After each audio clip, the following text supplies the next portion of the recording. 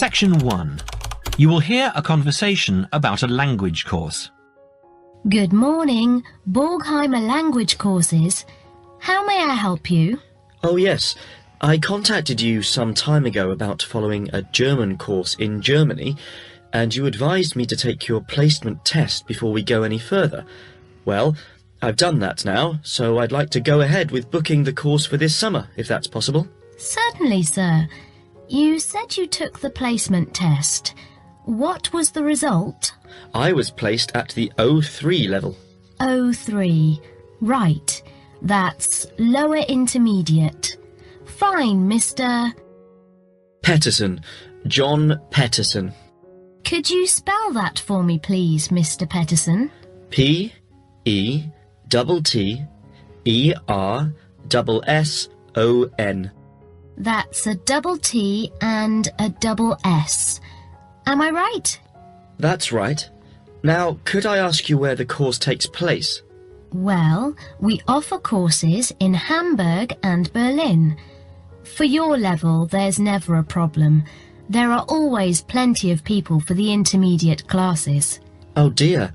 Does that mean that there might be a lot of students in my class? I wouldn't be very happy about that. No, don't worry, Mr. Petterson. The maximum class size is 12, but I've never known there to be more than 9 or 10 in a class. It could even be 5 or 6. Good. Actually, I'd prefer to study in Berlin. And how long is the course? 3 weeks, 5 hours a day. 2 hours only on Saturday. Sundays free. I see. And what about accommodation? There you have a choice, Mr. Petterson. You can either stay with a German family who are used to having such guests, or you can stay on the university campus, or we can book you into a nearby bed and breakfast. Is there a big difference in price? Not really. Staying with the family works out the cheapest, and the bed and breakfast is a bit more money. Staying on the university campus comes somewhere between the two price-wise, but Berlin is not too expensive anyway. Which do you recommend? Well, if you want to practice your German and be part of a German family, I would recommend staying with a family. Our families are all hand-picked, and we've never had any sort of complaint. Yes, I'll probably do that then. What are the dates of the course? The first summer course starts on the 1st of June in Hamburg and a week later in Berlin, which is what would concern you as you have chosen the Berlin course. That's the 8th of June. The next course would begin on the 2nd of July and then... The 2nd of July course would be perfect for me. Can you put me down for it now? Certainly, Mr. Petterson. Can I have your address, please? 26 Mayfield Drive, Orpington, Kent. I'm afraid I can't remember the postal code. Don't worry, Mr. Petterson. I'll check on it.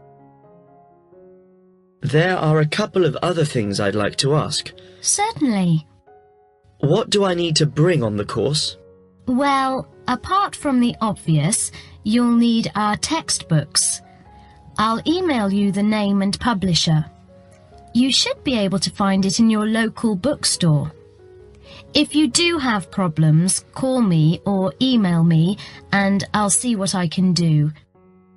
We provide the computers, computer disks, translation exercises and all that sort of thing, but you will need a good dictionary. We recommend Langenscheidt, which is more than adequate for your level. You don't have to go and spend a lot of money on an expensive dictionary. Not yet, anyway. Maybe you will when your German reaches a very high standard. That would be very nice. Now, finally, what about the cost of the course? And how do I pay? Would you like to pay that in pounds or in euros? Euros would be fine. In that case, it's 550 euros. You can pay by credit card if you like. Oh dear, I'm afraid I haven't got a credit card. How else can I pay? That's not a problem, Mr. Pettison. You can pay by bank transfer. Fine. By the way, I forgot to mention I am a full-time student. Have you got a student card? Oh, yes. Then that does make a difference, you'll be pleased to hear. You are entitled to 35% off the full price. And if you can persuade a few people to join you, it would work out even cheaper. How do you mean exactly? Well, for every 5 people you find, 1 goes free. In other words, if there are 6 of you, you get 1 free course. Of course, in reality, you would divide up the savings amongst you, presumably. Right. Well, I'll see what I can do. Thank you. Not at all, Mr. Pettison, and I'm sure you'll enjoy the course. There are, of course, sightseeing possibilities. Would you like me to send you our brochure describing them? Yes, thank you. I'd appreciate that. Anyway, thanks for your help. If I want to call back, who do I ask for? Susanna. I'm here most of the time. Now turn to section 2. You will now hear a radio talk on agricultural regulations. Could there be clearer proof of the arrogance and indifference of those who are supposed to keep our food safe than the muzzling of John Verrill? Agriculture is a business, true, and businesses have to make money. But this shows how ministers and officials put the profits of the agriculture business before the well-being of the British people. Mr. Verrill, a pharmaceutical chemist, was appointed to represent consumers on one of the many committees that advise the government on food safety. When he tried to do his job, though, and wanted to warn ministers of a danger to children's health, he was refused permission to do so. The danger comes from hormones given to cattle in the USA and some other countries to make them grow faster. They speed up the animal's development to maturity, thus making meat production more profitable. There have, however, long been fears that the hormones have horrendous effects on the people who eat them, causing diseases as serious as cancer. Once these hormones were used on British cattle too, but over 20 years ago they were banned in Europe for being too dangerous. Indeed, so concerned is the European Union that it banned imports of hormone-fed beef years ago, much to the fury of the US government, which wants to sell it all over the world. Several years ago, the USA and Canada asked the World Trade Organization to declare the ban illegal and to punish Europe for failing to lift it. The WTO, with its long record of refusing to let environmental or safety concerns interfere with trade, agreed, imposing fines of more than $120 million a year on the EU for its refusal to back down. The British government now backs the Americans, claiming that there is no proof that hormone-fed beef does any harm. This is where Mr. Verrill comes in.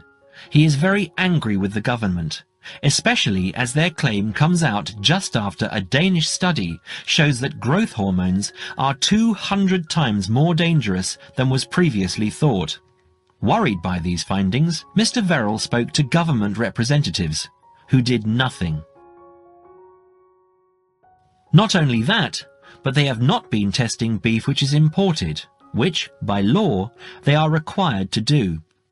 This directly affects the British public, as about 40% of the beef British people eat comes from abroad, supposedly from countries like Brazil, which does not allow the use of growth hormones.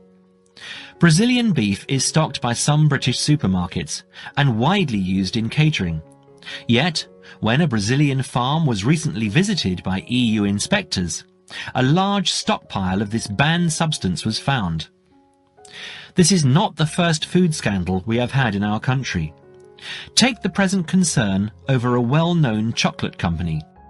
Several months ago, the company found out that its sweets were contaminated with a rare form of salmonella, but they did nothing about it, leaving their sweets in the shops to be bought by the unsuspecting public. It was not until 5 months later, when several children had suffered food poisoning, that the chocolate bars were removed from the shelves. It makes you wonder how many other dangerous foods have been allowed onto our plates. Now turn to section 3. You will hear a conversation between a tutor and two students, Amanda and Jake. So, Jake and Amanda, how did the project go? Very well, I think, Dr. Hinton. I certainly learned a lot and enjoyed myself at the same time. Me too. So, remind me, what was your project about? Basically, what makes successful people? Let's call them top achievers successful. Yes, how are they different from us? What do they do that other less successful people don't do? Interesting. And did you come to any conclusions? Quite a few, actually. Good. Share some with me then. Well, I'd always thought that a top achiever would be the sort of person who would bring work home every night and slave over it. But it appears not. Those types tend to peak early and then go into decline. They become addicted to work itself, with much less concern for results. We found that high achievers were certainly ready to work hard, but within strict limits. They knew how to relax, could leave their work at the office, prized close friends and family life, and spent a healthy amount of time with their children and friends. There's a lesson for us all there. Anyway, go on. It's also very important to choose a career which you enjoy, not just one that pays well or which assures you of a pension many years down the line. Surely that's important though, Amanda. Yes, I agree, but being happy in your work is far more important than anything else. Top achievers spend over 2/3 of their working hours on doing work they truly prefer and only 1/3 on disliked chores.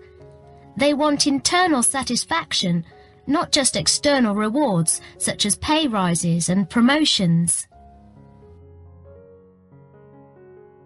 Actually, in the end, they often have both, because they enjoy what they are doing, so their work is better and their rewards higher. Yes, Jake, that certainly makes sense. Now, can I ask you something? Do high achievers, as you call them, take many risks? Yes and no. I interviewed one business executive who told me he was able to take risks because he carefully considered how he could salvage the situation if it all went wrong. He imagined the worst that could happen, and if he could live with that, he went ahead. If not, he didn't take the chance. Other people prefer to stay in what I heard described as the comfort zone setting for security, even if it means settling for mediocrity and boredom too. Would you call top achievers perfectionists? Contrary to what I expected, no, I wouldn't. We came to the conclusion that a lot of ambitious and hard-working people are so obsessed with perfection that they actually turn out very little work. I happen to know a university teacher, a friend of my mother's, who has spent over 10 years preparing a study about a playwright. She is so worried that she has missed something, she still hasn't sent the manuscript to a publisher. Meanwhile, the playwright, who was at the height of his fame when the project began, has faded from public view. The woman's study, even if finally published, will interest few people. So, what has this got to do with top achievers? Well, top achievers are almost always free of the compulsion to be perfect. They don't think of their mistakes as failures. Instead, they learn from them, so they can do better next time. Well, would you call them competitive? High performers focus more on bettering their own previous efforts than on beating competitors. In fact, we, came to the conclusion that worrying too much about competitors' abilities and possible superiority can be self-defeating.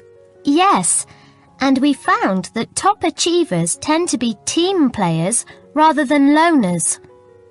They recognize that groups can solve certain complicated problems better than individuals and are eager to let other people do part of the work.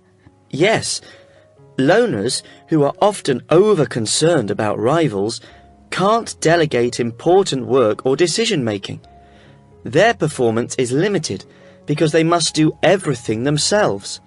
Well, it looks as if you two have done a thorough job and learned something into the bargain too. Now, there are just a couple of points I'd like to clarify with you. Section 4. You will hear a talk on seasonal affective disorder. In the past few years, a new condition has been identified and given a name, SAD, short for Seasonal Affective Disorder. This is now recognized as a distinct kind of clinical depression, where people become depressed at the onset of winter, accompanied by a craving for sweet things, causing weight gain. Each spring and summer would then bring on almost maniacal highs and feelings of boundless energy and happiness. Experiments to combat this depression showed that increased exposure to bright light in humans could suppress their production of a darkness-related hormone called melatonin. The light needed to induce this change was about 2,000 lux, or about 4 times brighter than ordinary household lighting. It was then calculated that if bright light could suppress melatonin secretion, then it might have other effects on the brain, including the reversal of symptoms of depression. While melatonin's precise role in SAD has not been pinned down, the theory led to effective treatment. Not surprisingly, SAD affects more people where winter nights are longer and days shorter. In the UK, an estimated 500,000 adults develop full-blown SAD in winter, and twice this number suffer the milder condition called subsyndromal SAD. About 80% of sufferers improve when given light therapy, and improvement usually comes within 2 to 4 days. Scientists are still unsure why winter depression happens, but more than a decade of research has turned up some surprising findings. Nearly 80% of SAD victims are women. Researchers are uncertain why this is so. SAD can affect people at any age, but typically it begins around the age of 20 and becomes less common between 40 and 50. SAD is comparatively rare in children and adolescents, but so far researchers have been unable to come up with a logical reason for this. As many as half of SAD sufferers have at least one family member with depressive illness, suggesting that the depression has a genetic component. Some patients experience shifts in their body clocks when they're depressed in winter. They are morning people at one time of the year and become evening people at another. What is the underlying difference between SAD sufferers and others? A clue can be found in carbohydrate craving, a common symptom. People often become obsessed with chocolate, for example. Carbohydrates alter brain chemistry by increasing the level of a soothing chemical called serotonin, a neurotransmitter that carries signals between brain cells. SAD sufferers crave carbohydrates because they may need serotonin to lift their mood. This craving can be intense, in fact, an addiction. It may be that the serotonin system of the brain has problems regulating itself during the winter. Some SAD sufferers respond well to the drug Prozac, thought to influence the brain's serotonin-using system. Other brain chemicals and hormones probably play a role in winter depression. Another neurotransmitter, dopamine, for example, may be inadequate in certain cases. Researchers hope to uncover clues to SAD's secret by probing similarities between SAD and hibernation. Though no valid link between the two has been established, some SAD patients say they feel like hibernating animals.